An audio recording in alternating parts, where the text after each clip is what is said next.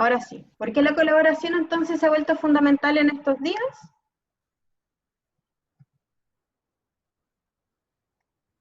Primero, y quizás es la más conocida por todos nosotros, es porque a través de la colaboración se generan aprendizajes cognitivos.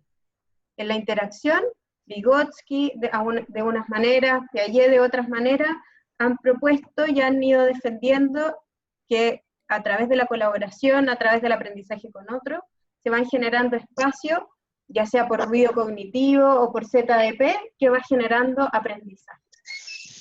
Además, porque está en línea con los idearios del siglo XXI, cuando muchos investigadores y muchos organismos internacionales han pensado qué es lo que se necesita aprender en el siglo XXI, cuáles son las competencias que los estudiantes tienen que tener para poder vivir en este mundo, siempre, en todos esos modelos aparece la colaboración como una competencia que es importante desarrollar, o una serie de competencias que permiten participar de ciertas conductas que son necesarias en este siglo. Y en línea con lo anterior, el sistema educacional chileno ha ido generando políticas, movimientos y propuestas que tienen que ver también con colaborar. Las leyes que tienen que ver con ciudadanía, la ley de inclusión, varias de las cosas que se han hecho con inclusión, han incluido también la idea de que los estudiantes hablen entre ellos, sean entre ellos, participen entre ellos, sean más activos. Pero además porque a través de la colaboración generamos un reconocimiento activo de que los estudiantes son los protagonistas de su propio aprendizaje. Y eso es importante no solo a nivel de los niños, sino también a nivel de los jóvenes y cuál es su espacio en su propio aprender. Y por último, y hoy día aparece con más fuerza que nunca, porque a través de la colaboración podemos desarrollar habilidades y competencias socioemocionales. Eso que nosotros necesitamos que las personas aprendan para vivir con otros, para convivir con otros, para controlarse a sí mismos, para entenderse a sí mismos también. En distintas no se han hecho demasiadas investigaciones, o si se han hecho yo no las conozco, las anduve buscando, así que solo encontré algunas. Nosotros hicimos una pequeña encuestita en un colegio y les preguntamos cuáles eran las prioridades que tenían los padres, las familias, sobre lo que el colegio podía hacer en estos momentos por los niños. Y como primera prioridad, las familias creían que era importante que los padres generaran un espacio de encuentro entre los niños.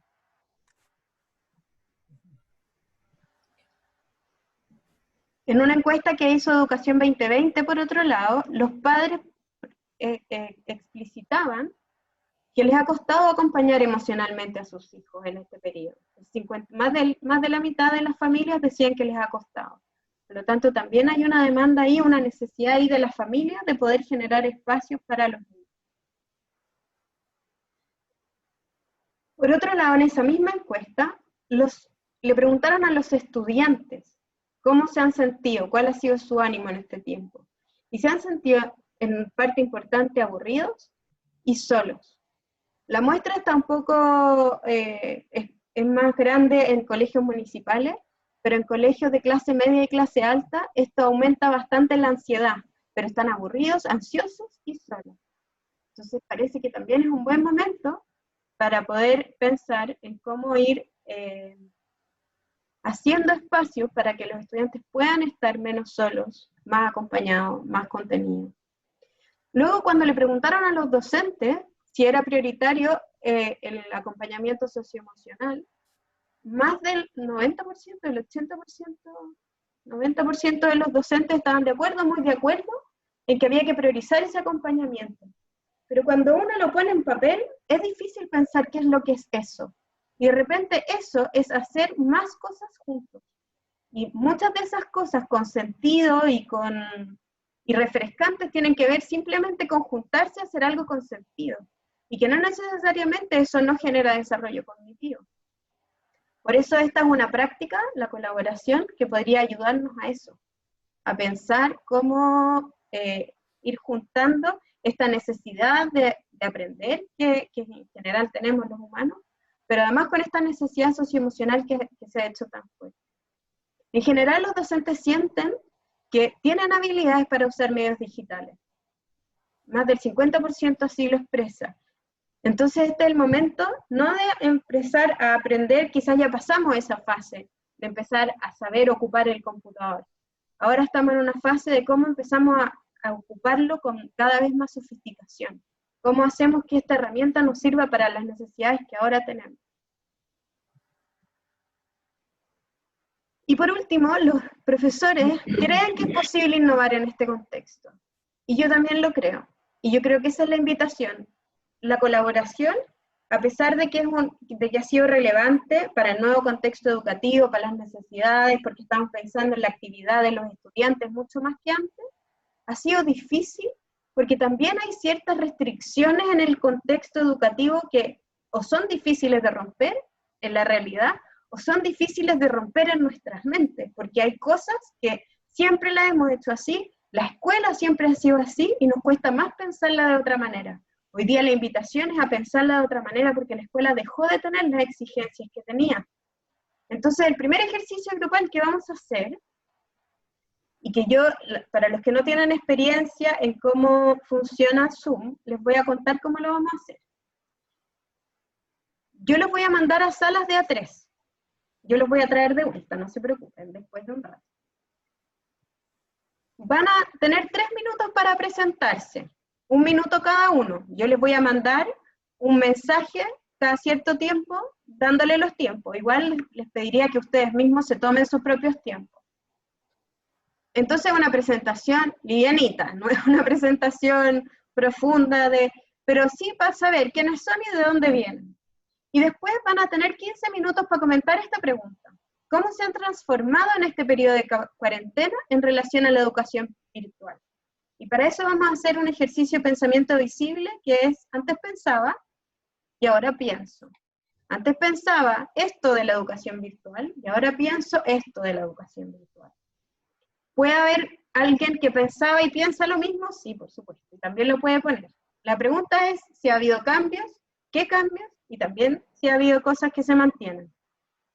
En los últimos 5 minutos, y durante, les voy a pedir que vayan escribiendo en el chat, basta con que uno del grupo escriba en el chat lo que descubrieron de esto, los cambios de los antes pensaba y ahora pienso. No es necesario que lo escriban al final, de repente hay algo que surge en el grupo que es como, al tiro pasó, entonces lo escriben al tiro, y si no lo van escribiendo al final. Entonces, en 23 minutos más, los voy a traer de vuelta. Si alguien tiene alguna pregunta, y lo puede hacer en el chat ahora, y si no, los voy a empezar a mandar a los grupos, chicos.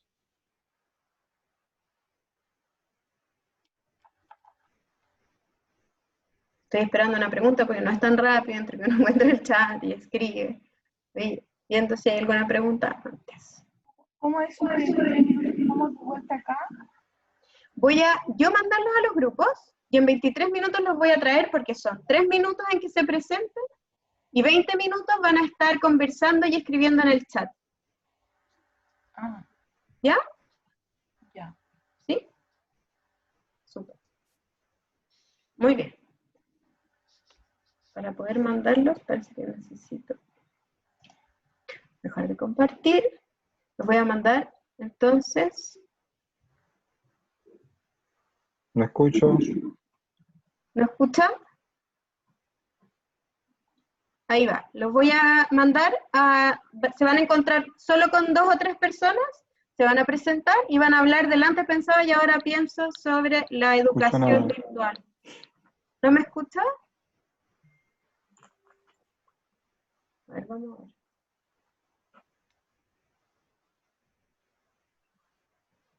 Tienen que apretar Join. Les va a preguntar y ustedes apretan sí.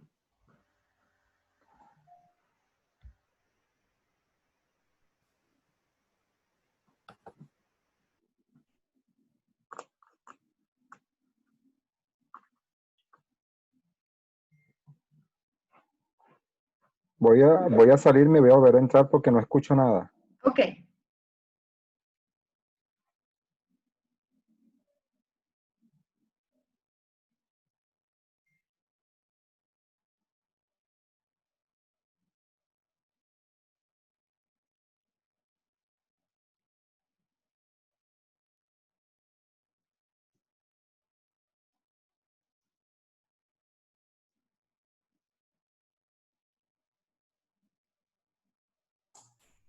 Vivi, tal vez Sí. habría que poner pausa a la grabación para que no quede tan larga. ¿Te parece? ¿Ya? Con 2 personas más y muy bien.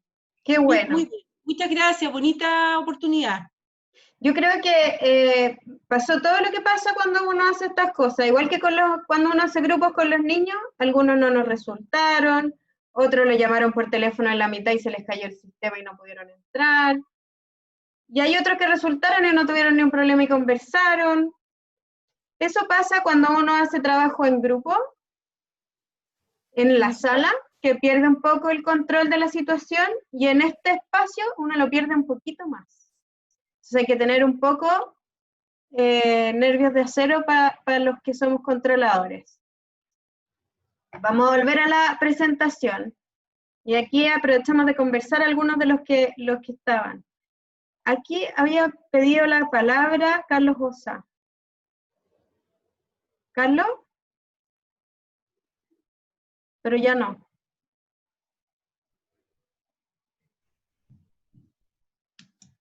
Está buena.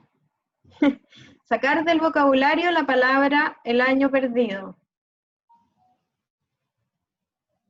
Vamos a compartir de vuelta. Bueno, yo creo que una cosa que compartimos en general es la sensación de que sin que fuera obligatorio esto no habría pasado tan claramente. O sea, esto nos ha invitado a volver a pensar en hartas cosas que no habíamos pensado jamás. Y una de ellas, y es la que yo elegí. ¿Alguien pidió la palabra? ¿Olema? ¿No? Ya te puse en silencio, pero solo porque estaba... Si quieres hablar, ¿Olema, quieres hablar? ¿O no? Yo le puse en este dibujo que yo creo que antes de este momento, ninguno de nosotros había pensado que a través de la tecnología se podía ser afectuoso. Y yo creo que eso ha sido un cambio importante en cómo estamos tratando de generar educación y ambientes virtuales educativos distintos, en que haya afecto. Me pasé al tiro para la otra y quería mirar la anterior. Algunas cosas que salieron es una gran oportunidad. Salió harto lo de la oportunidad. Salió harto esto que se veía muy lejano, que parecía más fácil de hacer. Hay otros que decían, yo no me sentía capaz. Acá estaban comentando que no cumplía los criterios de calidad, que el impacto del aprendizaje iba a ser menor. Y ahora pensamos que es importante, igual es importante también aprender a hacerlo. Ahora nos damos cuenta también que es más lento, que tiene como otras condiciones, otras necesidades que resolver. También lo que les comentaba esto, que a veces es más inestable, se interrumpe. Nosotros no tenemos un país que está igualmente iluminado. Hay sectores que tienen mal internet, precario internet. Hay gente también, comentaban en la conversación en la que yo estuve, que hay estudiantes que solo tienen algunas condiciones de internet y no todas. La brecha se hace mayor, comenta Hernán. Hemos aprendido hartas cosas en este periodo, pero principalmente la que a mí me gustaría destacar es que hemos aprendido que es posible y que es una oportunidad de cambiar algunas cosas que es más difícil cambiar en la educación tradicional porque es como hacemos las cosas. Bueno, entonces vamos a seguir avanzando un poco en cuáles son los ambientes virtuales de aprendizaje, o en definir un poco qué vamos a entender por ambientes virtuales de aprendizaje. Primero, la enseñanza virtual se centra en la interactividad, que se promueve a través del diseño y ejecución de experiencias académicas. Pero principalmente lo que quiero destacar de ahí es que hay algo que es importante en este espacio y en este entorno virtual de aprendizaje que tiene que ver con la interactividad. Y eso no es distinto de lo que pasa en las salas de clase. En la clase nosotros basamos nuestra lógica de enseñanza en nuestra interacción, en cómo nosotros nos relacionamos con los estudiantes, entre profesores. Ahora, el entorno virtual inaugura oportunidades innovadoras para la colaboración, la comunicación y la producción de conocimiento. No es lo mismo que antes. Hoy día podemos hacer algunas cosas que antes no podríamos haber hecho. Y cuando hablamos de educación virtual en general, y ya antes que era algo que nos podía parecer poco en nuestro vocabulario, hoy día ya se nos hace súper familiar, que existen al menos dos tipos de relación y learning. Una que es la sincrónica, que es la que es al mismo tiempo, que es la más parecida a la relación que tenemos en la sala de clase. Y la otra es la sincrónica, en que no hay requisitos de tiempo para la transmisión de información, pero se generan estrategias pedagógicas que se instalan en el ambiente virtual y los estudiantes vienen a este ambiente y toman de eso lo que van necesitando. Cualquiera de estas dos, pero sobre todo la segunda, requiere de algunos elementos para que funcione mejor. Y que son los que vamos a hacer después. Quiero comentarle a los que agregaron después las cosas en el chat que mi intención es juntar la información que fue apareciendo ahí y la voy a después hacérselas llegar. Bueno.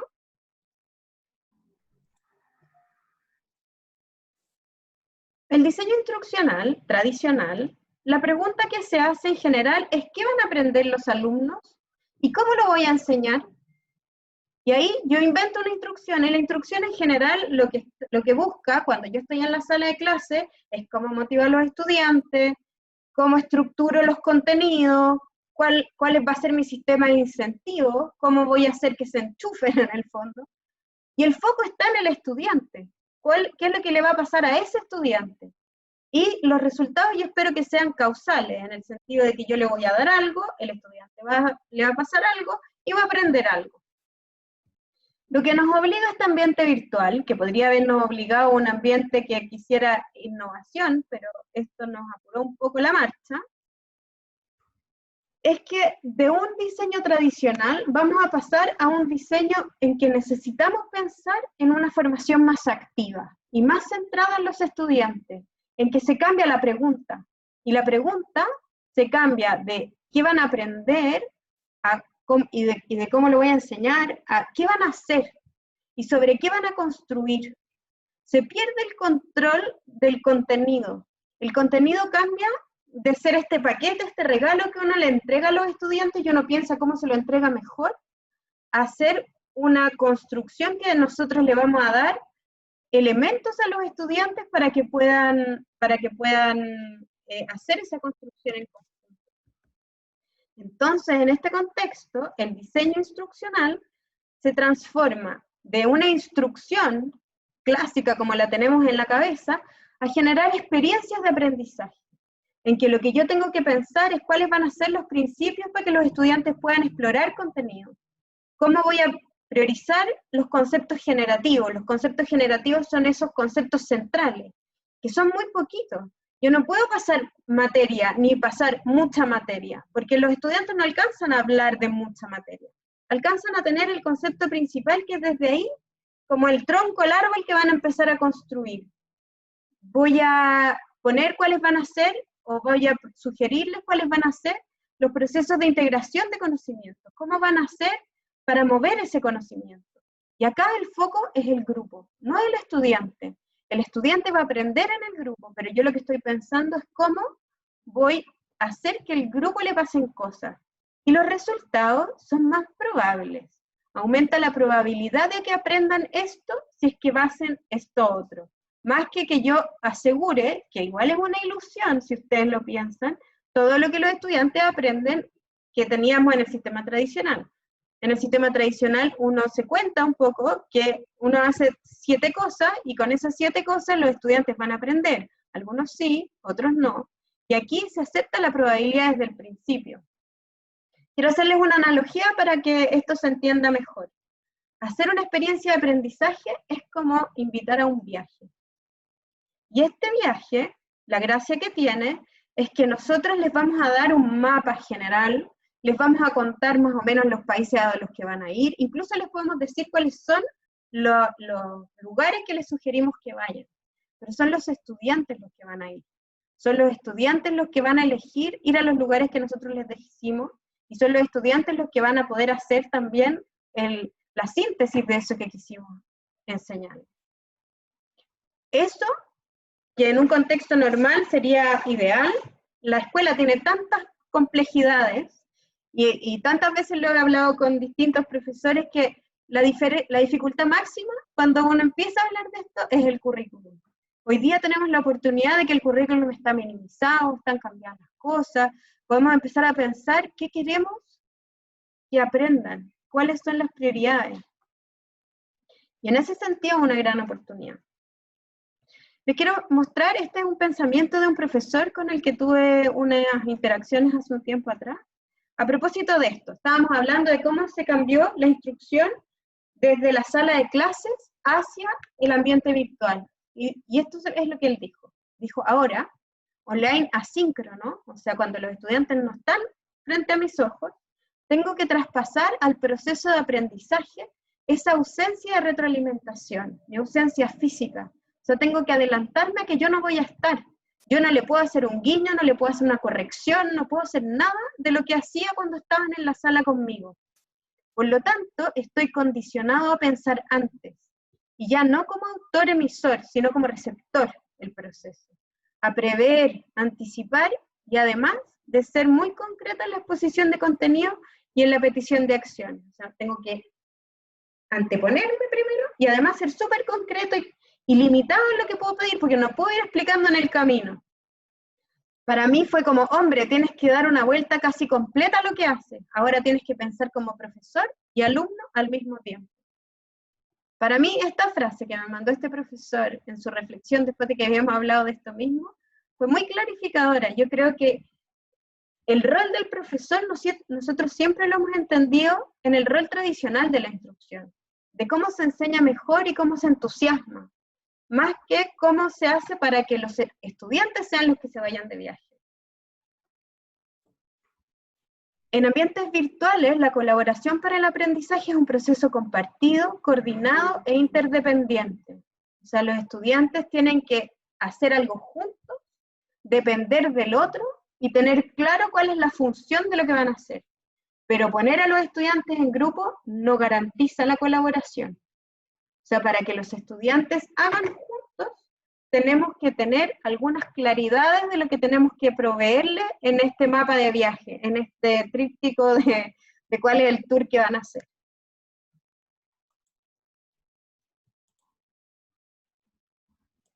Lo que queremos hacer es generar entonces experiencias de colaboración, en que haya encuentro, construcción de significado conjunto, donde se generen diferencias interpersonales y cognitivas, porque es en esas diferencias donde los estudiantes ensayan la colaboración, aprenden y también ensayan cómo desarrollar competencias socioemocionales, porque a veces no les va bien, a veces no es fácil, a veces lo pasan mal, a veces a algunos les carga trabajar con otro y prefieren 1.500 millones de veces trabajar solo.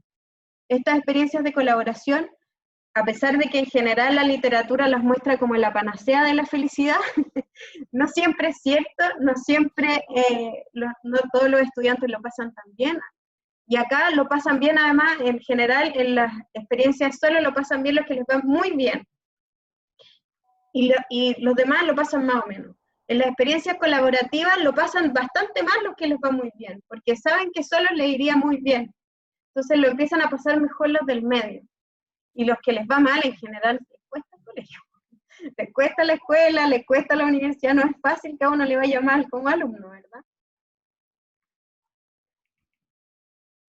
Ahora, ¿se acuerdan que íbamos a hacer un recorrido de 4 estaciones? Vamos en la tercera estación, la colaboración sociocultural para aprender.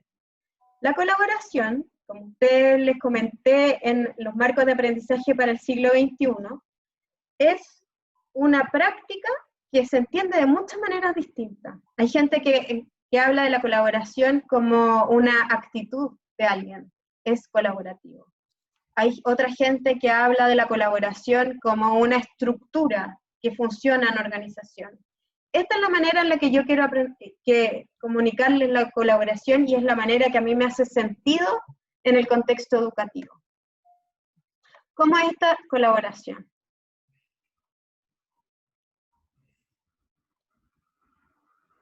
Quiero que piensen, para explicarles esta colaboración, en algo que hacen muy bien. Y acá hay algunos ejemplos. Yo cocino bien, hago música bien, tengo amigos bien, contengo bien, qué sé yo, ando en patines. No tengo idea de lo que hacen muy bien. Pero cualquier cosa que hagan muy bien, piénsenlo un segundo y los que puedan y quieran, compártanos por el chat qué es lo que hacen muy bien. Quizás es una exageración, muy bien. Algo que hacen bien. Ahorrar, muy bien. Hacer aseo en la casa, leer, tejer, tocar guitarra, acompañar, bonito. Cantar, ya se llama, ¿cómo no va a cantar? Bordar y dibujar, múltiples habilidades. Buena contenedora, cocinar, bailar, escuchar, bailar. Excelente. ¿Cómo aprendieron a hacer eso?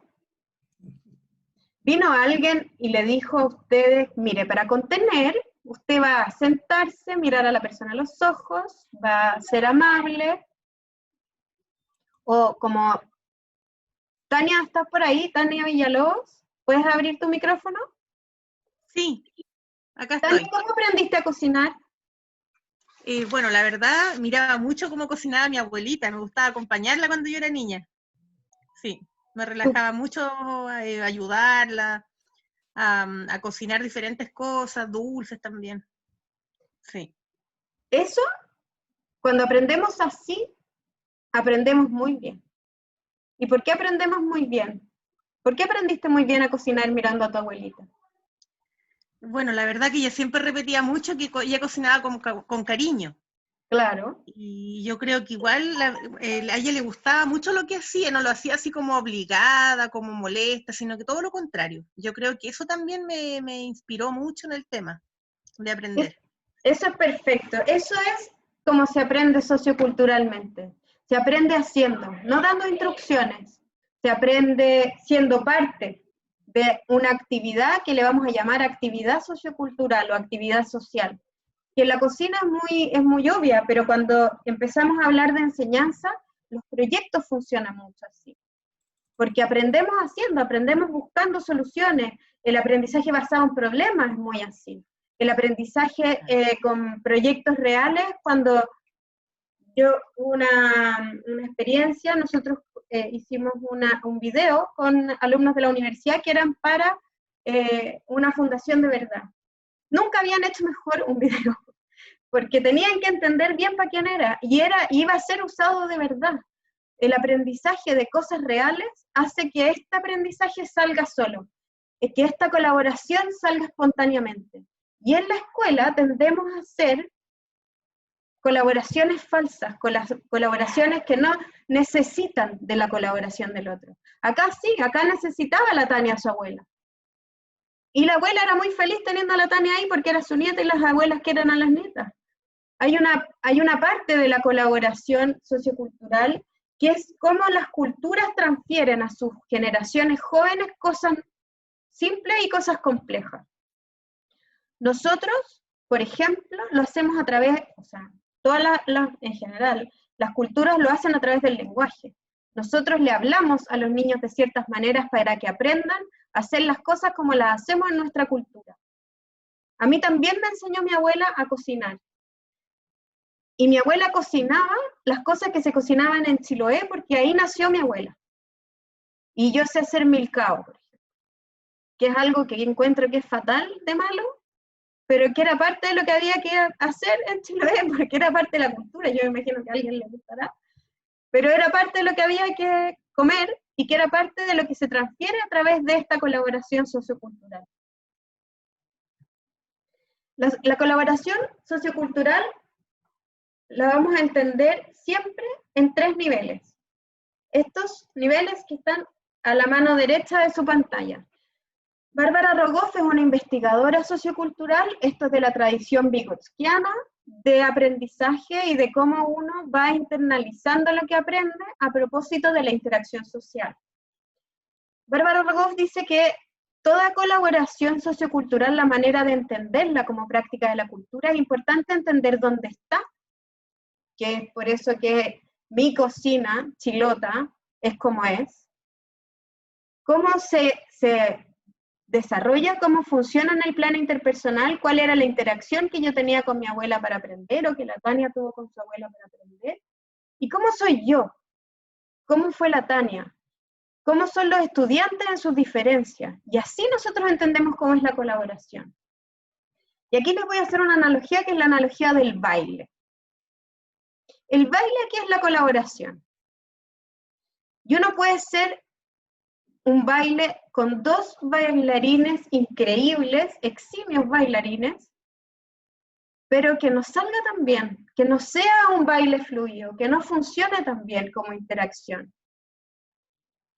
Entonces depende de los bailarines, efectivamente, pero también depende de la interacción. La interacción hace que haya movimiento, que pasen cosas en ese movimiento.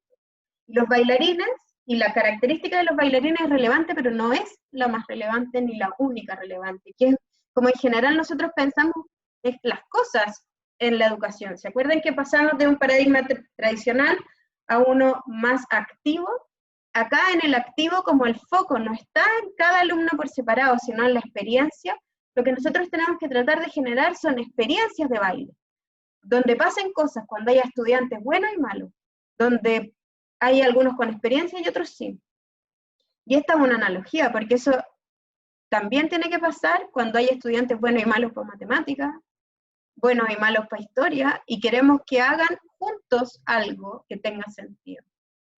Y el escenario, que es como la característica donde sucede este baile, le da la cualidad al baile.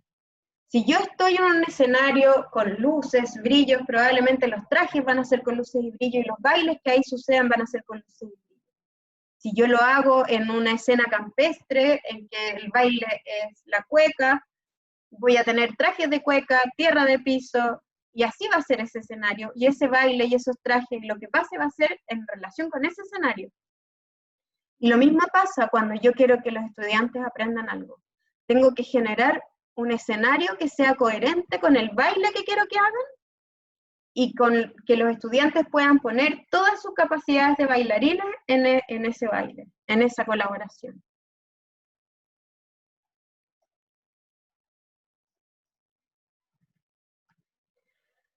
Y ahora, ¿cómo generar diseños instruccionales para esta colaboración en ambientes virtuales? Hay distintas teorías instruccionales. Y las teorías instruccionales lo que definen son cuáles son las metas, las necesidades, los objetivos de aprendizaje. Se espera generar estrategias que generen compromiso de los aprendices con el contenido. Y se espera generar feedback constante para orientar el aprendizaje. O sea, queremos generar estrategias instruccionales online que sean como la cocina de la abuela de la Tania. Queremos generar estrategias instruccionales que sean como un tríptico de viaje, que no sean una cosa rígida, que no permita que los estudiantes quieran estar ahí y sepan qué hacer ahí. Hay algunos ejemplos de teorías instruccionales que puede ser que conozcan, por eso puse 4, para ver si esto ayuda un poco a entender de qué estamos hablando. Hay distintas teorías instruccionales que son las que explican por qué la gente, cuando colabora, aprendería algo. Que es una cosa que uno tendría, o sea, uno podría no entender o no pasar, que efectivamente la gente aprenda algo cuando yo le propongo que colabore. Entonces, lo que dicen estas teorías de aprendizaje es, el método del puzzle, por ejemplo, que es una muy tradicional, clásica. Dice, los estudiantes van a aprender mejor si cada estudiante tiene un pedazo de la información, y lo que yo le propongo es que junten esa información y así hagan algo en conjunto. Eso me asegura que cada estudiante participe, porque tiene trozos de la información, y me asegura que tengan que construir algo juntos. Esa es la teoría de cambio detrás del método del puzzle. Que si yo, de alguna manera, intenciono que todos los estudiantes estén en pedazos, va a ser posible que colaboren entre ellos. Lo mismo pasa, o similar pasa, con el aprendizaje basado en problemas. En el aprendizaje basado en problemas, lo que se supone o la teoría de cambio detrás de esto es que cuando hay un problema que es de interés de resolver por los estudiantes, ellos van a ponerse de acuerdo y van a buscar iterativamente, o sea, de a varias veces, cómo generar la resolución de ese problema, y así en ese camino, en esa interacción, van a aprender. Por lo tanto, lo que yo voy a hacer es permitirles tener problemas que los convoquen y que los hagan discutir. ¿Se fijan que hay una teoría instruccional atrás, que es la que yo elijo como diseñador instruccional de colaboración? Yo estoy diciendo, van a aprender porque tienen distintos pedazos, o van a aprender porque a todos les interesa resolver el problema. Una tercera típica es la de la comunidad de instrucción, de construcción de conocimiento. Esta es el método científico, esta es la del mundo científico, en que cada parte de esta comunidad y la gente discute y se va compartiendo conocimiento porque está armando algo que va a ser para todos, y que es conjunto, y que convoca a todos. Y la comunidad de práctica es lo mismo, pero no es de conocimiento, sino de práctica. Son maneras de hacer las cosas. Y se juntan a practicar. Comunidades de práctica que tienen sentido, por ejemplo, los taekwondistas. Los taekwondistas quieren saber mejor cómo hacer su taekwondo. Entonces juntan. Encontré la palabra más difícil del vocabulario para elegir mi comunidad de práctica. Pero bueno. Pero se entiende, las teorías instruccionales es lo que yo estoy pensando que va a ser que mis estudiantes quieran hacerlo juntos. Cuando yo voy a armar este viaje para los estudiantes, la teoría es lo que yo creo que va a hacer que lo quieran hacer juntos. Porque lo que yo sé de la teoría anterior a eso es que si lo hacen juntos van a aprender más cognitivamente y socioemocionalmente. Entonces la pregunta es, ¿cómo hago que pase eso? ¿Cómo hago que de verdad se junten a colaborar y puedan aprender cognitivamente y socioemocionalmente? Si esto es un poco más complejo, porque es más teórico y más de arriba, ahora vamos a hacer una bajada un poquito más concreta, que son los elementos con que uno genera diseño instruccional. ¿Cuáles son esos elementos? Primero, algunas generalidades sobre esos elementos. Una es que algunos son necesarios para todo tipo de instrucción. O sea, cuando yo hago cualquier cosa que espere que los estudiantes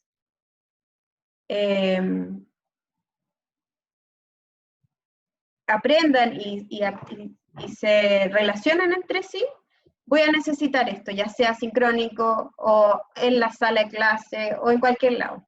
Y hay otros que son más propios del ambiente virtual o más propios de otros lugares. Otros son específicos de las experiencias de colaboración y otros son más específicos para la colaboración online. Todos estos elementos que vamos a ver a continuación son de la naturaleza sistémica y sinérgica. O sea, de repente uno dice, ya, pero este es demasiado parecido a este, como que se confunde, o como que me confundo, no importa, porque está bien que se les confundan, porque son de naturaleza sistémica. Uno tiene que ver con el otro, se relaciona con el otro. Si uno no funciona, el otro tampoco. Y son sinérgicos, cuando los dos funcionan, funcionan más que la suma de cada uno por separado. Y el mejor diseño instruccional de estos planes que vamos a hacer para viajar es el que logra que todos los elementos funcionen armónicamente.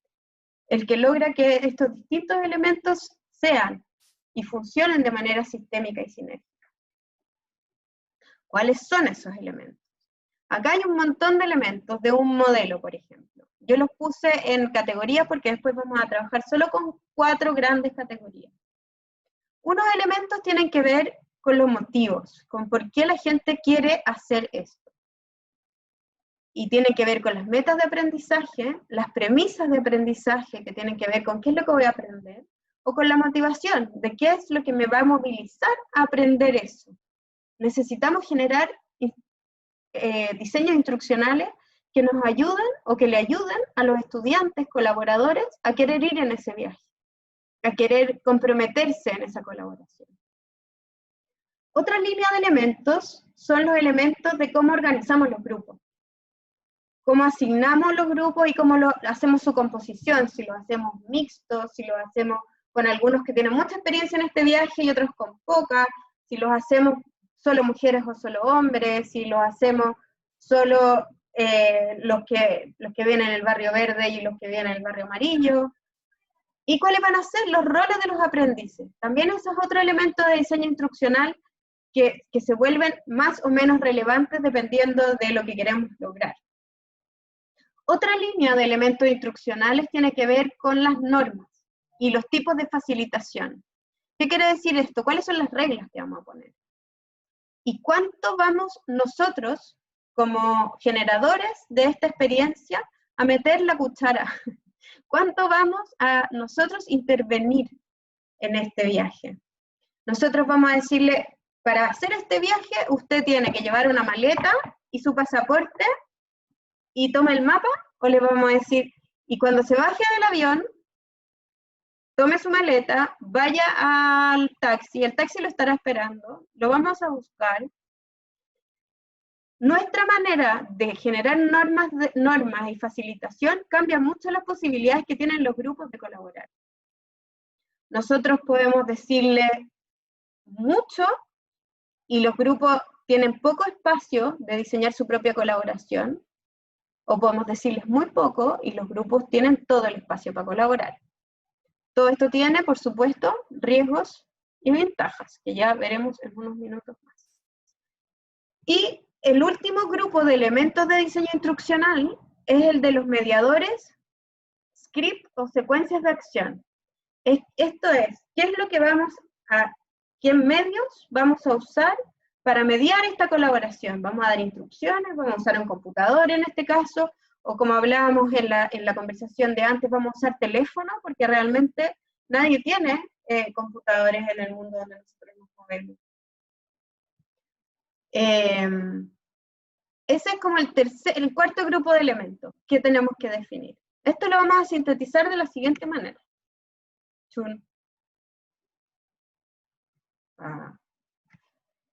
Vamos a hablar de 4 elementos básicos, porque si no nos vamos a marear demasiado. Ya les he dado mucha información, esto sería peor con tantas cosas. ¿Cuáles van a ser los elementos que vamos a trabajar? Vamos a trabajar los motivos, las reglas, los mediadores y la organización social. Que como vieron antes, una síntesis de todos los millones de mediadores que podemos tener en la cabeza para poder hacer un diseño instruccional que funcione, para que los estudiantes puedan colaborar. Entonces, 4 elementos para diseñar esta experiencia. Acuérdense que no estamos diseñando instrucciones que nosotros podamos dar y mantenernos ahí, sino que estamos haciéndole un paquete de viaje al viaje que van a ir los estudiantes solos. Entonces tenemos que pensar hartas cosas, sobre todo tenemos que pensar en el momento en que están nuestros estudiantes, la edad que tienen, cuánta experiencia tienen en viajar, cuánta experiencia tienen en hacer colaboración. Mientras menos experiencia, probablemente hay más cosas que queremos organizarles y cuadricularles, pero también tenemos que dejarles espacio para que exploren, para que aprendan, para que jueguen, porque si no, se vuelve un poco fome la colaboración. Vamos a partir entonces por los motivos. Me devolví. ¿Qué son los motivos? Los motivos, y se llaman motivos en esta presentación a propósito para que no los vayamos a confundir con la motivación, no surgen necesariamente del interior de las personas, sino que se construyen en la interacción. A mí me dan ganas de aprender algo porque converso con otro y me voy convenciendo de que eso es lo que tengo ganas de hacer. Si yo estoy en el estadio, no sé si le ha pasado, pero si yo voy al estadio, a mí no sé si me convence tanto gritar garabato en el estadio. Pero después de un rato como que me convence cada vez más, porque ya es como que claramente es parte de ese espacio y de ese escenario de interacción y como que uno se va convenciendo de que es un poco parte de lo que a los otros les gusta hacer, te va intentando, es parte de lo que parece ser entusiasmante y llamativo para los otros. Entonces los motivos son los que conducen tu manera de hacer las cosas, pero se construyen. No son solamente, no es que uno sea motivado. ¿Han visto ese? No es que uno solo tenga un locus motivado autónomo, sino que también esto se construye en relación con el medio. Esto es de las teorías socioculturales, por supuesto. Los motivos se van desarrollando en la medida que la persona se va involucrando en distintas situaciones sociales. Si yo, o la Tania, solo miramos desde afuera cómo cocinaba la abuelita, capaz que no nos hubiera gustado tanto cocinar como cuando la abuelita nos dejó romper el primer huevo.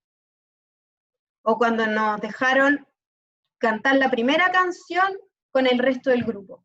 O cuando nos dejaron tocar la primera canción en guitarra. Uno se va metiendo y va generando motivos que movilizan las acciones. Y los escenarios de actividad tienen motivos. ¿Qué son los escenarios de actividad?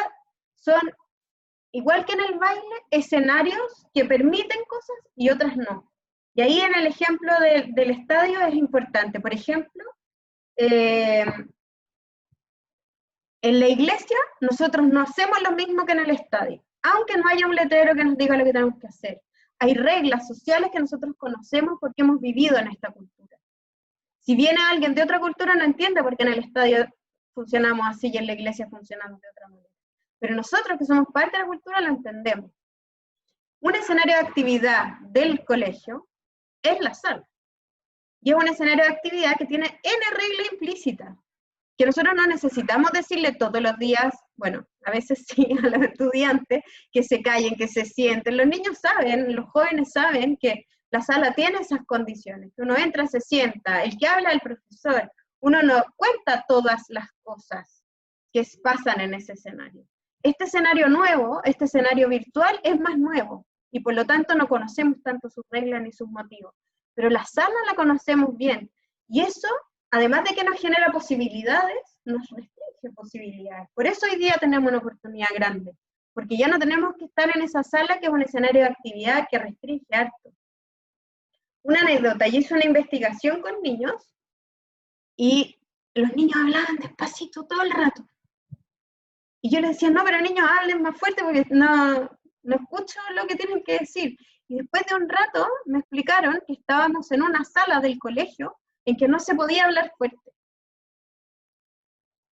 Y esa era un escenario, esa era una regla de ese escenario, que era independiente de mí o de ellos que ponían la regla. Había escenarios y había reglas. Pero además de reglas, los escenarios tienen motivos. En este laboratorio se hace ciencia. En esta sala se aprende. En esta iglesia se ora o se pide a Dios. En este otro escenario, en fin. No todos los escenarios tienen los mismos motivos. Y los motivos son jerarquizables.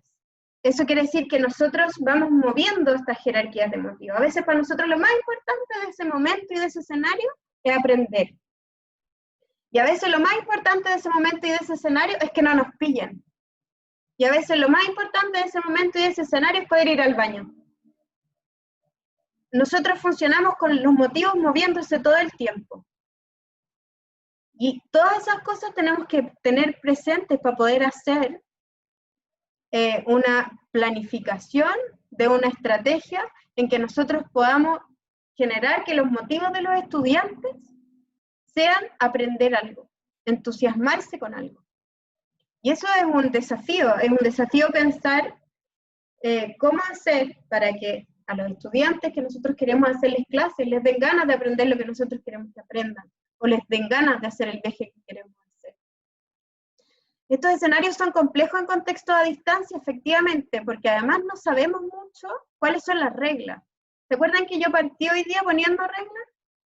Y yo dije, vamos a hablar así, vamos a dejar eso así. Probablemente si hubiéramos estado en una clase, yo no hubiera hecho eso.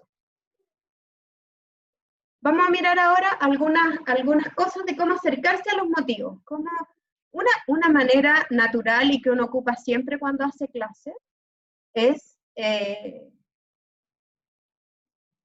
conocer a los alumnos, saber qué es lo que les gusta, lo que no les gusta, ir conversando con ellos. Pero cuando lo estamos pensando, ¿cuáles son algunas cosas que nos permitirían acercarnos a los motivos de los estudiantes? Primero, fortalecer el sentido, que les haga sentido a los estudiantes. Y acá aparecen cosas que ya les he ido comentando, que hagan experiencias reales, que tengan resolución de problemas reales. Eso da mucho sentido a ese hacer. No sé si les ha pasado, de repente los estudiantes reclaman, y sobre todo los chicos que todavía no filtran tanto esos reclamos, porque no sirve para nada esto.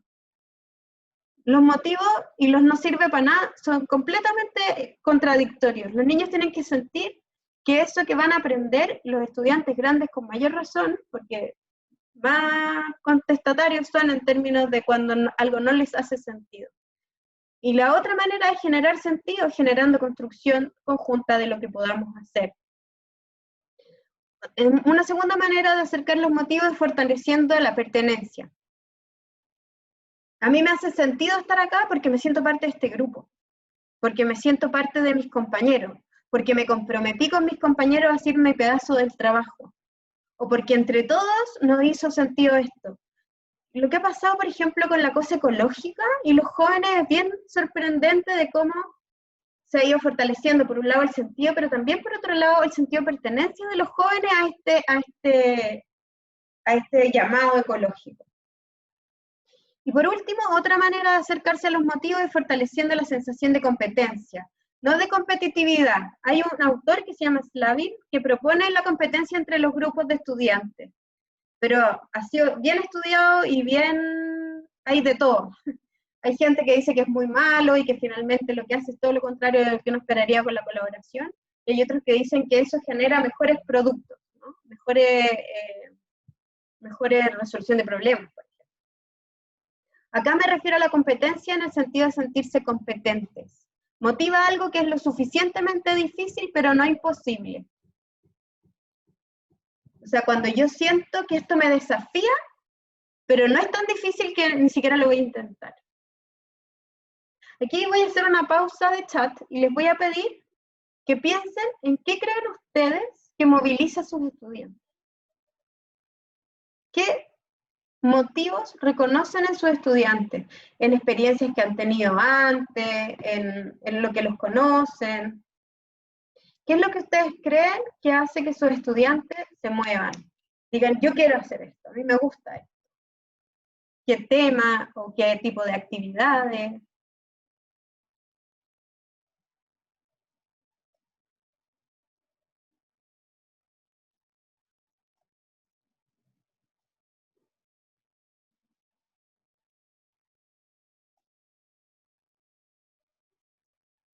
Por mientras les puedo contar que sea útil.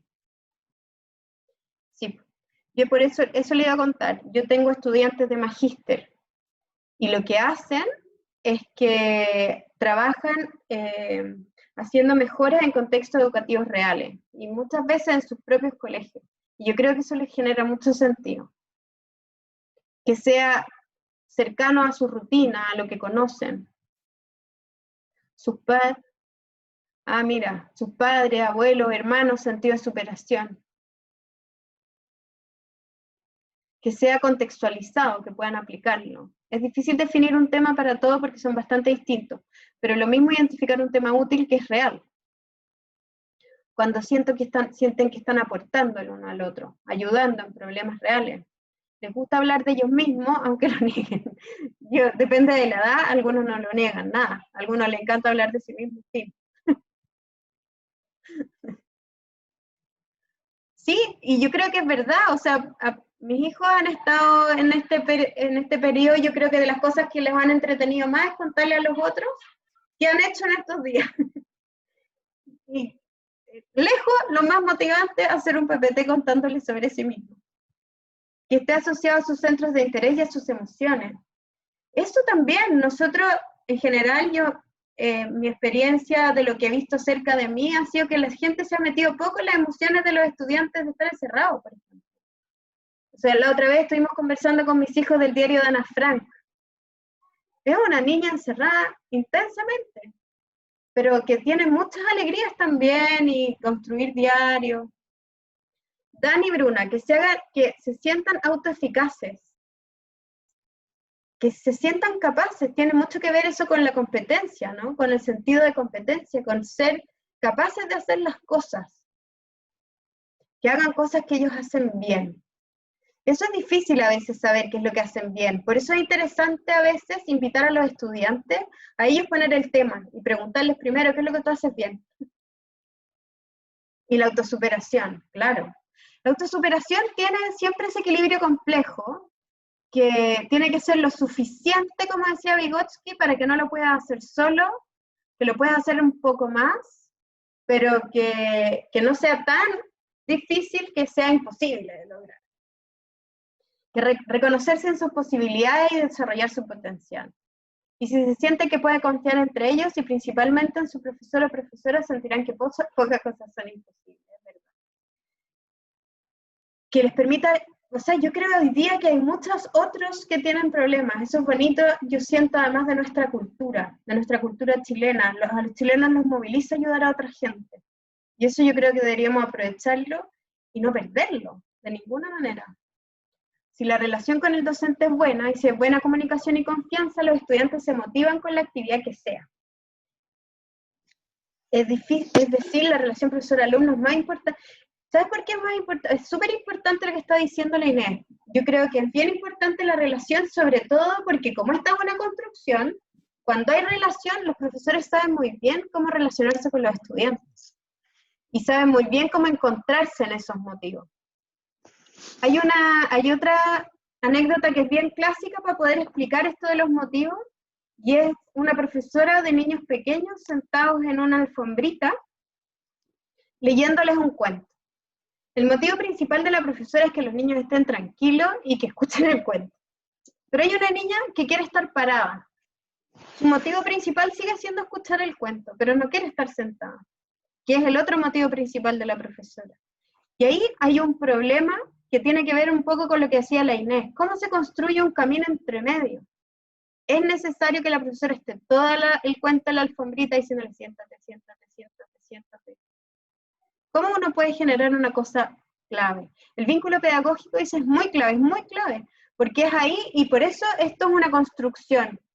Y ahí es cuando uno dice, y en este momento, en que nos vemos a los estudiantes todo el rato, ¿cómo definimos cuáles son sus motivos? ¿Cómo generamos y potenciamos ese vínculo pedagógico?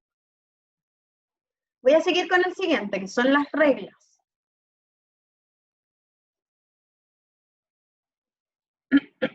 Las reglas.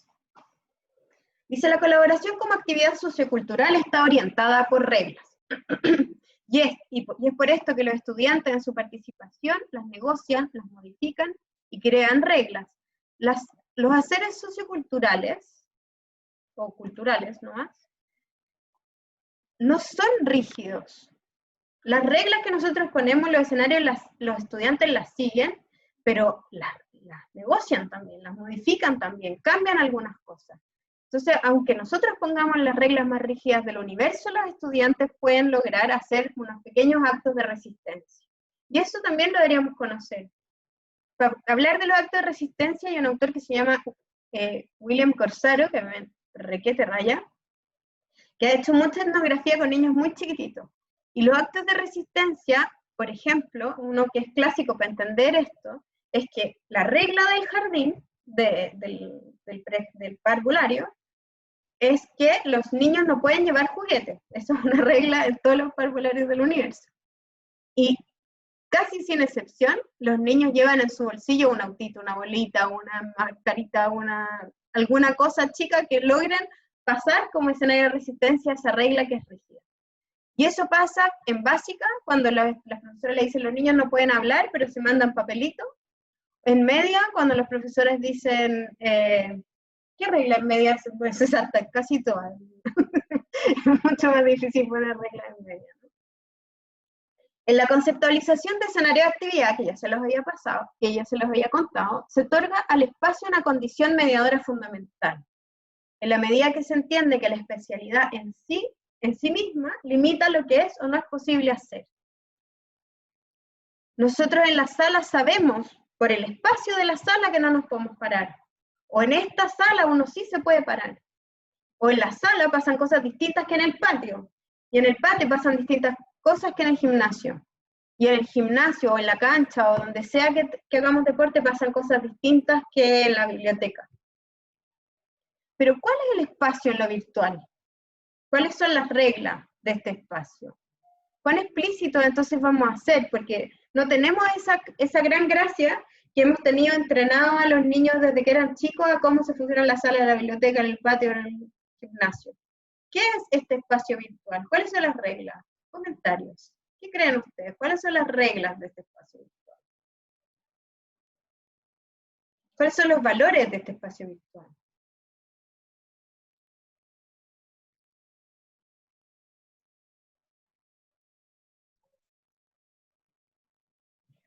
Vivi, ¿Sí? yo pienso que las reglas también tienen que ser una construcción. Ujú. También tienen que ver con el contexto, con la edad de los niños, con el tiempo de exposición a la pantalla. Y también debe ser una co-construcción. Esa es mi forma de verlo. ¿Sí? Hay salas que hacen las reglas adentro de la sala. Acá podríamos hacer lo mismo. Podemos hacer a comunidades de práctica. El buen trato, escuchar y respetar. Lo que hemos hecho acá, ¿no? Como levantar la mano, o prender el micrófono, o escribir en el chat, no rayar en la pantalla, algunas normas de cortesía, pero que hemos tenido que ir estableciendo. Yo no sé, yo soy más vieja que muchos de acá, pero cuando empezaron los celulares, yo era grande.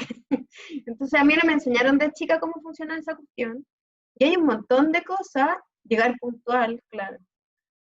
Hay un montón de cosas que son como construcciones nuevas, yo encuentro, desde el uso del celular, como por ejemplo no estar almorzando con el celular al lado, o no contestar mientras uno está hablando con otra gente, o... Estos escenarios virtuales también tienen normas, pero no necesariamente son normas que hemos conseguido tanto como agendar todavía. El otro día me contaban que existía como un manual de Carreño de normas virtuales. No sé si sabían eso. Se pueden definir acuerdos de convivencia con los propios estudiantes. Se pueden hacer comunidades de prácticas en eso. Algunos piden pantallas encendidas, por ejemplo. Eso pasa harto en la universidad, en las pruebas, por ejemplo. No escribir en el chat. De hecho, hay gente que desconecta los chats.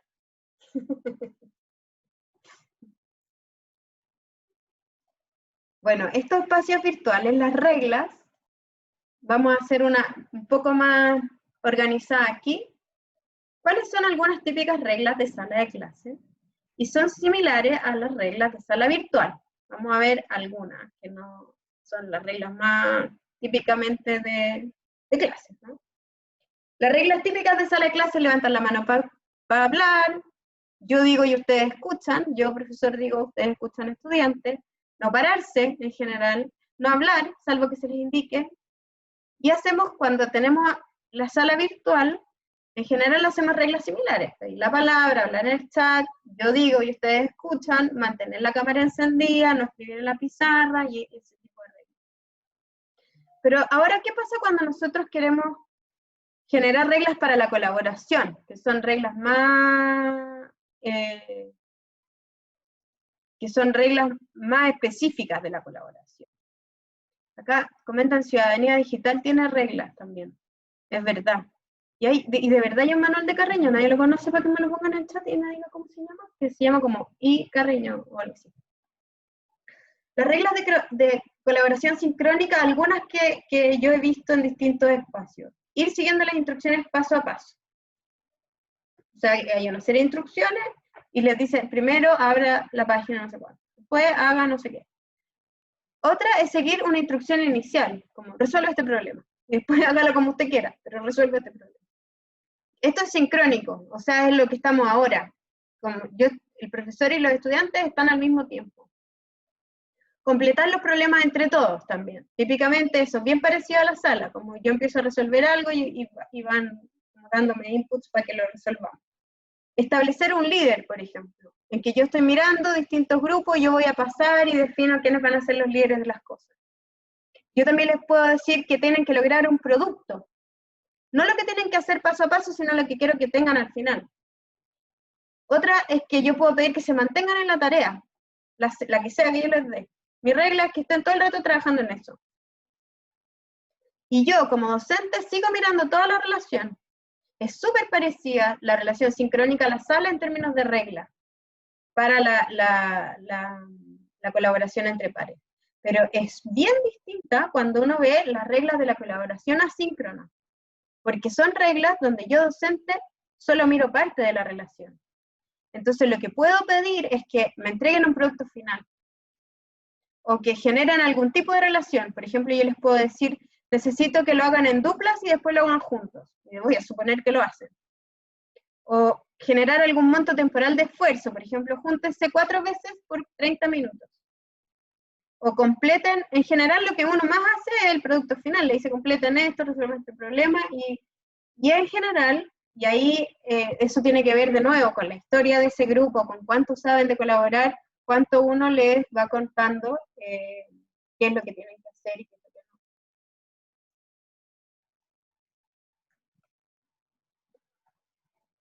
no. Los scripts o las instrucciones, que son estas como conjuntos de reglas, van creando andamios de interacción más que de contenido. O sea, yo en general en los scripts, más que decirle lo que tienen que llegar, porque eso espero que sea algo que yo no puedo, ¿se acuerdan cuando decíamos es una instrucción un poco menos como directiva que el diseño instruccional más tradicional?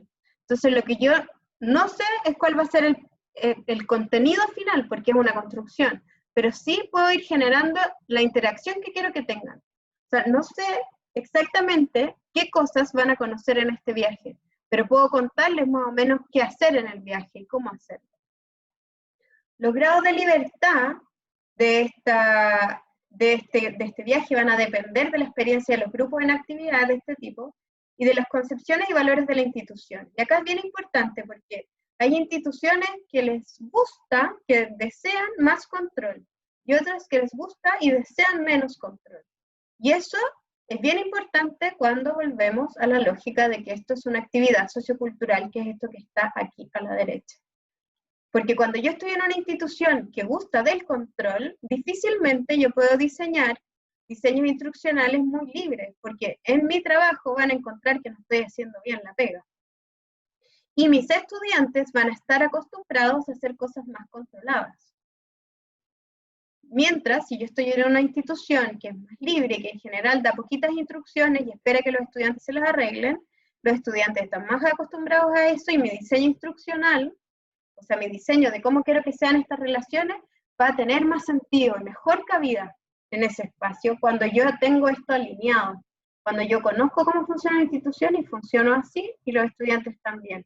Por eso también en este plano comunitario, y ahí nos metemos a otro tema, pero no me voy a meter, solo voy a poner aprovechando que está la Nati aquí además, Matit, porque aquí ya nos metemos en el tema de qué importante sería que los profesores pudieran trabajar colaborativamente, porque ahí uno va construyendo una colaboración que tiene muchísimo más sentido, más institucionalmente también, y para toda la cultura, ¿no? Un típico ejemplo muy antiguo de los primeros scripts o instrucciones para aprendizaje virtual colaborativo es: lea y resuma un párrafo, después pida al otro que revise el resumen y roten los roles en el tercer párrafo. Es una instrucción súper simple, pero que define toda la interacción, si se fijan, andamia toda la interacción, usted tome esto, haga esto y haga esto. Que es distinto de decirle, hagan un escrito revisado por todos. Y ahí uno tiene que ver en qué institución está y en qué momento de la colaboración están sus estudiantes.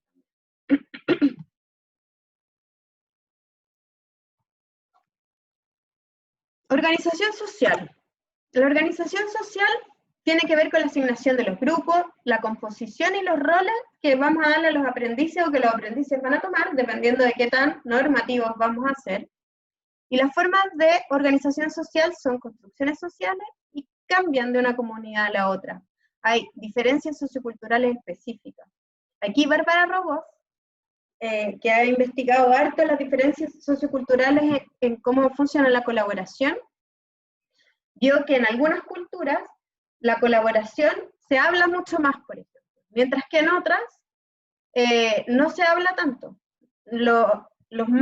Comparó cómo colaboraban los mayas, los mexicanos y los europeos, así para hacerle una historia más o menos gruesa. En general, los mayas, o los orígenes más indígenas, tenían una forma de colaborar más silenciosa y más ensamblada, que funcionaban con menos límites y menos roles asignados. Mientras los mexicanos tenían una cosa más híbrida, hablaban no tanto, y tenían algunas cosas ya más escolarizadas, del líder de la organización. Y los europeos hablan todo el tiempo, van generando todas las instrucciones de manera explícita y se van generando roles mucho más explícitos. Entonces, hay mucha investigación que ha dicho cómo debería ser esta organización social. Pero cuando uno conoce esto, dice quizás yo debería pensar cómo son mis estudiantes y ver cómo ayudarlos a ellos a generar una organización social que les permita resolver el problema que tienen entre manos, que no necesariamente es la europea, que es la que siempre está en los manuales de cómo organizar a los niños cuando colaboran. Algunos desafíos de la organización social que pueden generar, ¿se acuerdan que yo le había dicho que esto era sistémico y sincrónico? Puede generar problemas o desafíos a la motivación el tema de la organización social.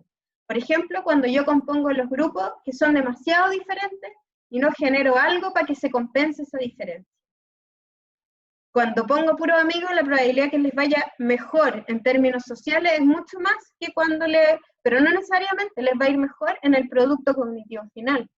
Entonces yo como diseñador instruccional me voy imaginando qué va a pasar con eso. Pero hay grupos que tenemos que tener más cuidado, que no solo son problemas sociales, sino que también puedan tener problemas para definir reglas comunes. O que no logran llegar a generar como acuerdos sobre lo que tienen que hacer y el compromiso individual que quieren poner en eso. Por último, los mediadores se refieren a aquello que nos permite o no nos permite, que es parecido a los mediadores del espacio, pero ahora son las cosas. Y ahí los artefactos nos permiten o no nos permiten hacer algunas cosas. La teoría de Vygotsky, que está detrás de esto, de Vygotsky y de sus amigos, de Leontief, de sus amigos me refiero a los investigadores de la escuela rusa a principios del siglo pasado, lo que trabajaron fue cómo los artefactos participan en la acción de las personas, de los sujetos, de las culturas, de las humanidades. Y esto participan de tal forma que modelan la acción, pero no la determinan del todo. Entonces yo, por ejemplo, antes de que existieran los libros, probablemente a mí no se me ocurría cómo hacer las cosas. Eso es un poco difícil. Voy a hacer una más fácil. Las casas. Si yo vivo en una playa, por ejemplo en Belice, en una de esas islas de Belice, yo tengo una casa que es liviana, que no necesita calefacción porque hace calor todo el año, que probablemente tiene piso de tierra porque no es muy rico Belice, y mi forma de relacionarme con el mundo es pensando en una casa como esa. Así se es en una casa.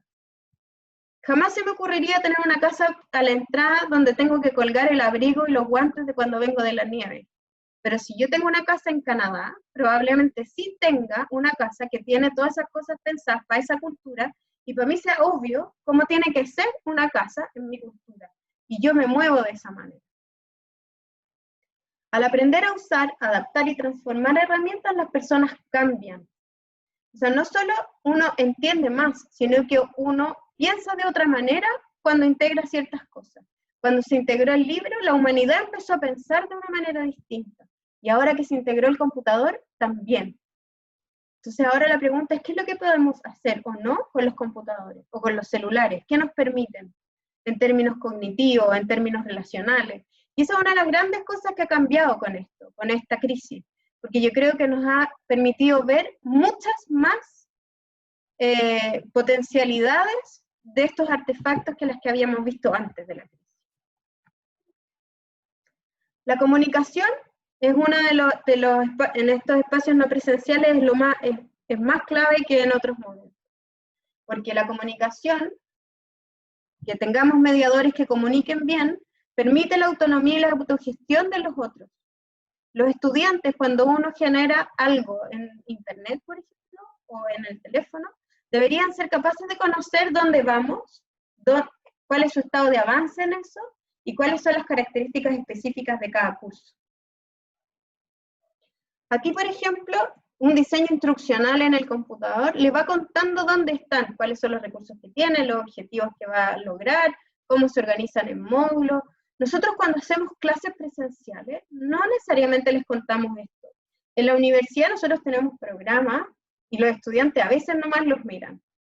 Pero ahora cuando uno trabaja en internet, necesita mucho más saber dónde está parado y qué es lo que puede hacer. Acá hay un ejemplo, no sé si lo conocen, de Doméstica, que es un sistema de cursos online que pone todos los elementos para que uno sepa dónde va, cuál es la unidad 1, cuál es la unidad 2, y uno va haciendo clic y te va contando en qué parte de la unidad vas en cada uno de los cursos.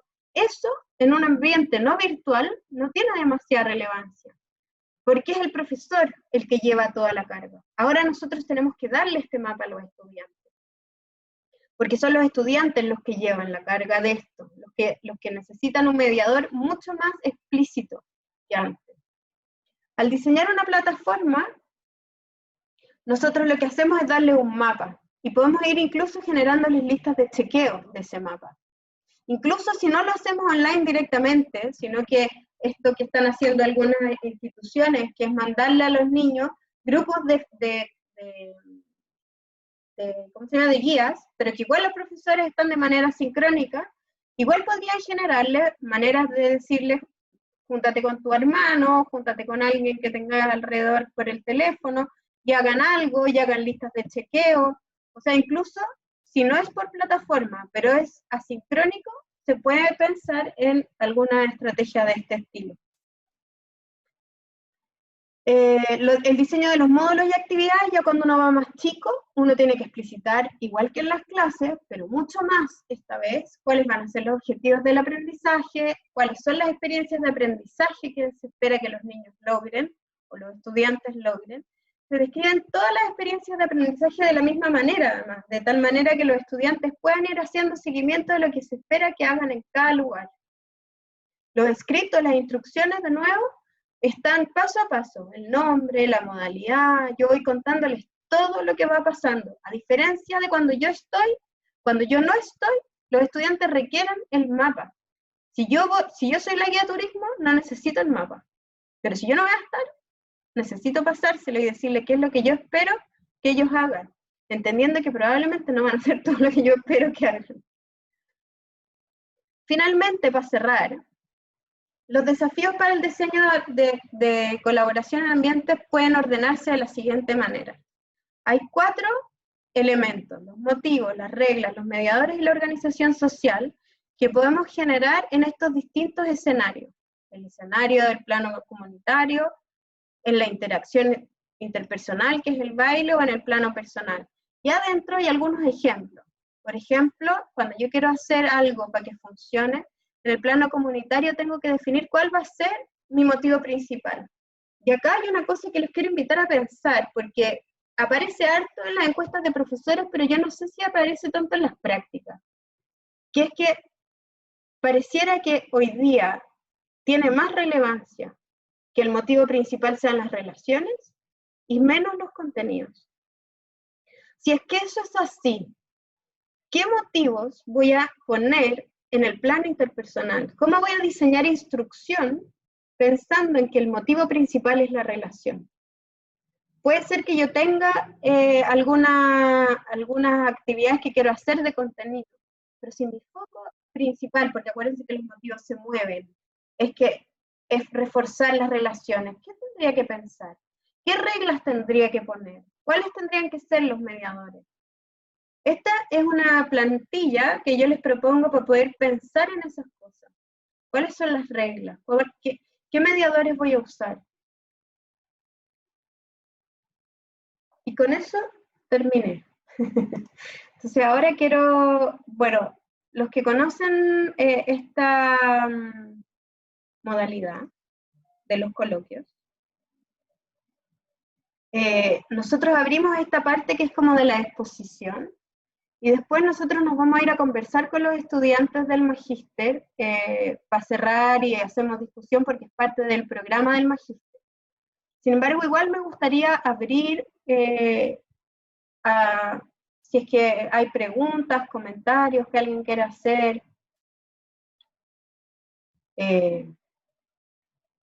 Antes de que nos vayamos a la sala del magíster. O sea, lo que quiero decir con esto, los del magíster no. No pregunten aquí.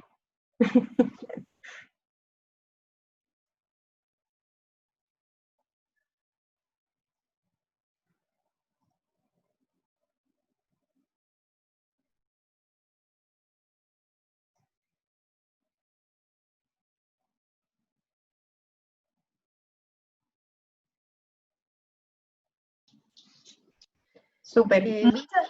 Sí. Perdón.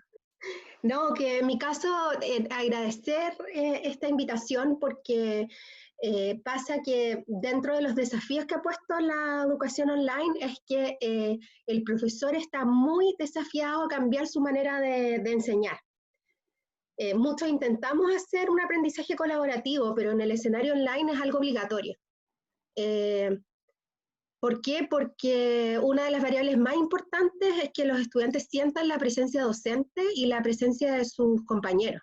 Y eso es un factor muy importante para el aprendizaje.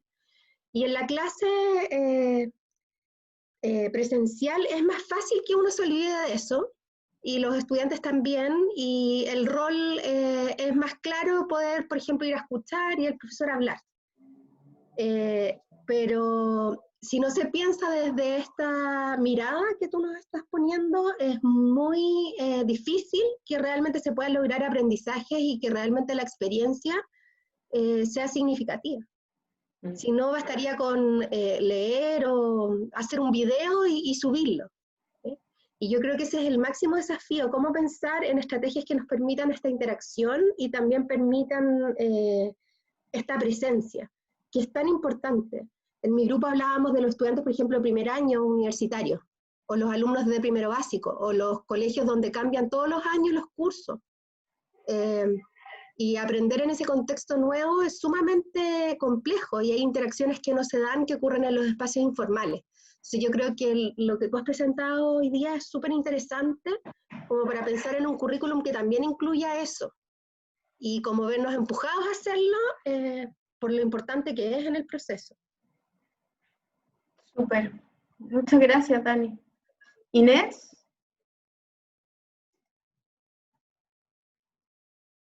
Inés Candia.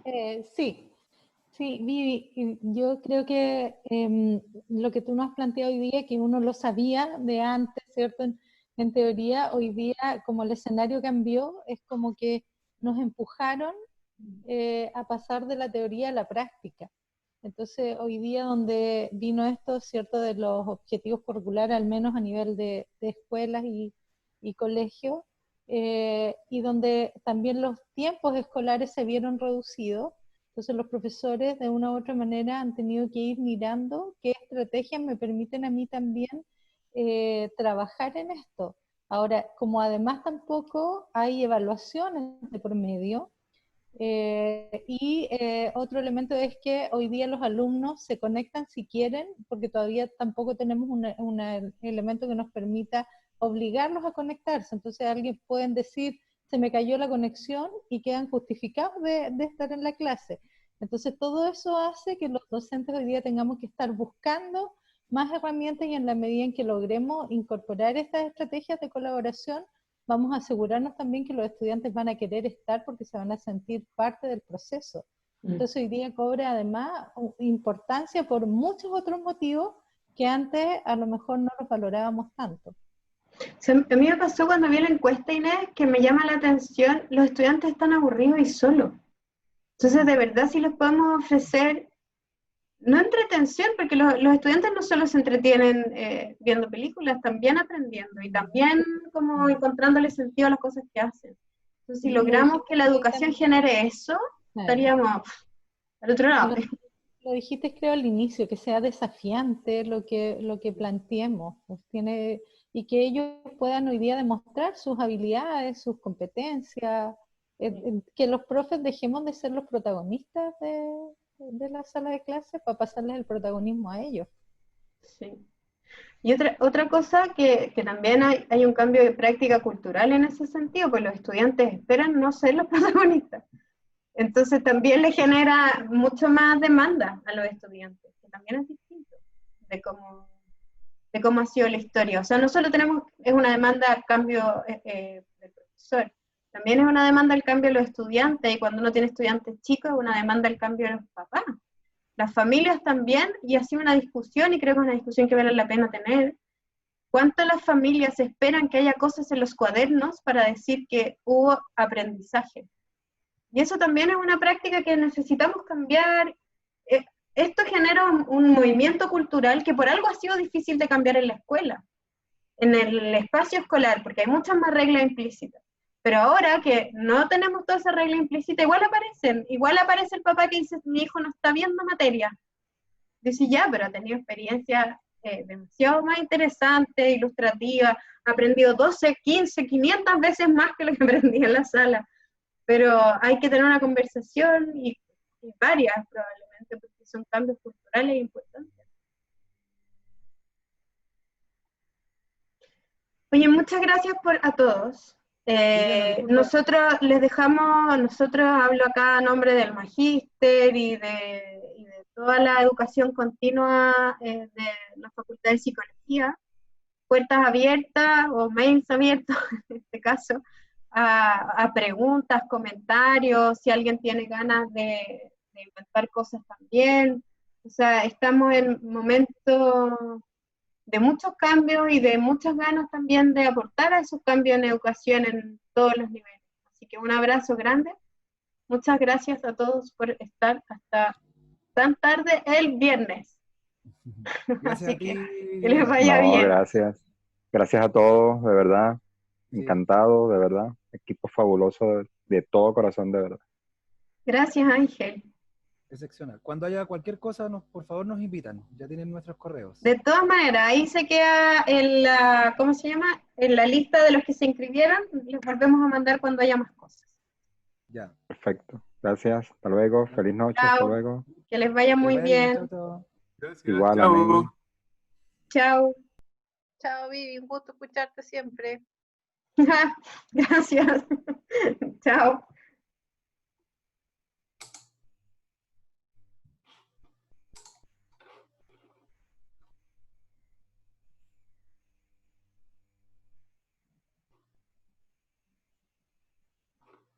Nosotros nos quedamos acá mismo, ¿cierto? Yo creo que no hay, sí, ya. O hago un canvas.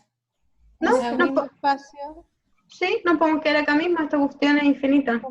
como quieras. Ahí vemos. podríamos aprovechar, Vivi, tal vez darle un recreíto. Sí, También, por supuesto. ya, sí, yo quiero un café, y nadie se va a atrever en mi casa a traerme un café, porque los tenía todos amenazados de muerte cualquier interrupción. Yo hago lo mismo que en la casa. Ya, Ya. un café entonces. Entonces, vamos. ¿qué? ¿Nos seguimos acá? Ceci, tú mandas. Sí, sigamos acá, si ya estamos. Yo ya lo anoté todo en una lista, así que da lo mismo la asistencia. Ya, paro de La grabar, Ceci ¿cierto? siempre nos está controlando. Ceci, Sí. paro de grabar. Sí.